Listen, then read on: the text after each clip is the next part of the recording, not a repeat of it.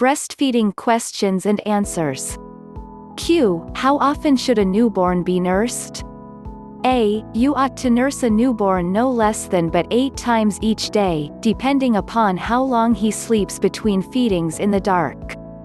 If he can go 4 hours between feedings, then you'll probably feed him twice between 11 p.m. and 7 a.m. If you feed him right before he goes to bed, then you'll only need to rise up just one occasion during the night. Q. How often should an older baby be nursed? A. Depending upon the age of your child, you ought to be feeding him every 3 to 4 hours during the day. As your child gets older, they're going to nurse less, but they're going to be eating more during each nursing.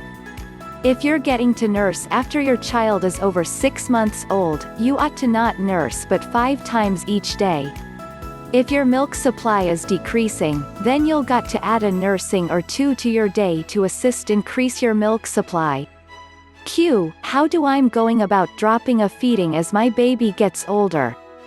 A. The most common change that moms need to make is going from every 3 hours to every 4-hour routine, dropping a feeding in the middle of the night, or dropping a late night feeding. Most of the time you'll know when your baby is prepared to vary their eating habits by a change in their sleep patterns. A baby that has been on an every 3-hour routine normally takes 3 naps each day, and if they eat every 3, 5 to 4 hours, then they'll drop the last nap of the nap or shorten one among the opposite naps considerably. Babies are usually able to do that at around 3 months aged.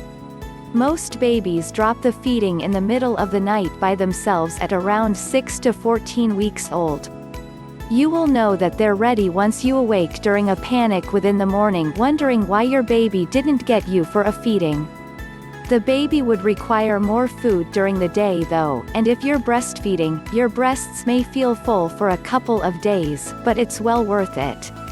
The late night feeding is typically the toughest to abandoning of.